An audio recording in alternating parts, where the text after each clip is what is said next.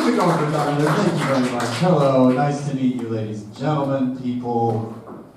I'm most recently from Brooklyn, New York, but I was born in suburban Southern California, which means I call my mom Dude. Call her Dude. She's my mom, and she's my dude. Yeah.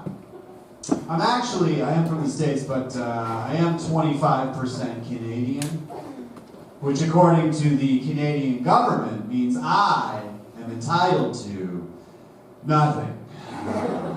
Absolutely nothing I'm entitled to. What that means is that I helped crash the Canadian immigration website after the 2016 election, just constantly refreshing like there has got to be a way out of this place. Very happy to be wearing the mask, less and less and less. Very nice not wearing a mask. I had a job over lockdown where I had to wear a mask 8 to 10 hours a day. And I made a friend who only knew me with the mask on my face. And then one day, this friend saw me outside of the job with the mask off my face. And he said, "Chris, you look so different without a mask." Which is like saying, "Chris, you look so weird with a face." That's my face, man. I feel like I have a good face. I was told recently I have a good face. I was on a date the other day, and this date was going really well. And me and this nice lady, we started making out. She just started petting my face over and over and over again, just like this. She was like, "Your face, your face, your face." And I didn't really know how to respond to this. I didn't want to be redundant. I didn't want to be like, "Your face." I don't think that would work so well. Makeout culture is so much different in Europe, I've found. I've lived here over a year and I love it. You know, you can just go to a bar and just make out with impunity for hours. Nobody interrupts you.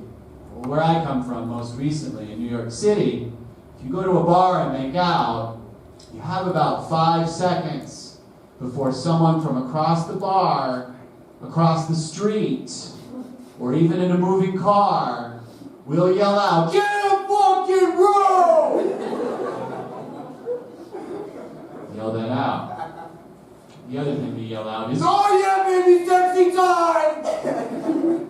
And that's the one that makes me homesick. Most, it really does. I've been here for just over a year, and you know it's taken me a while in Europe to get used to the insane things that go on here. Things like jobs with living wages, or affordable housing, or health care, or as we call it in my country, communism. I don't know why you're laughing, that's what it's called. It's the correct term for it. I do get homesick once in a while, but I have this really awesome trick for homesickness. It works every time. Every time I get a little homesick, I just take out my healthcare policy and I read that shit out loud. That's right. I read it. Feel better every time. Really have to stop calling my friends and family back home and reading it to them. Sometimes I leave messages on their voicemails in German. I can't help it. I'm excited about it and I'd like to share. I was reading about more and more about anti-vax people in the States, and I'm trying to wrap my head around the psychology, like what's going on with people that don't want to take it, and I think I've figured it out. It makes perfect sense. People that don't want to take the vax, they don't want to take drugs from strangers. Now this makes sense on one hand, but on the other hand, I'm here to tell you that I have taken so many drugs from so many strangers, and I'm fine. Look at me. I mean, one night, a very scary man with a glass eye said, "Hey, I think you should sniff this." And I did. And it was great. And I'm fine. But, in Germany, the vaccination rate isn't that high either.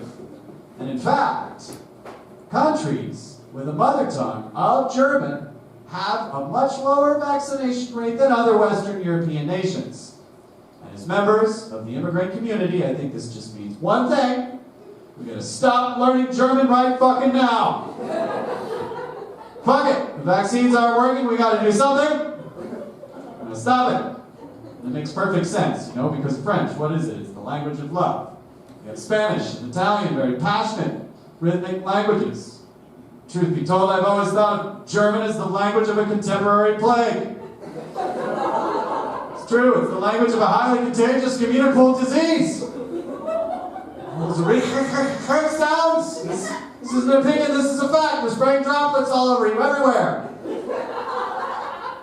But no, I'm learning German. It's a very difficult language, and I've become integrated and really learned a lot about German small talk, or the lack thereof. And actually dating a German lady right now, and she says what she means and she means what she says, which I think is fantastic, because I think as a comedian it's important to have someone close to you in your life that's willing to look you in the face and say, that's not funny.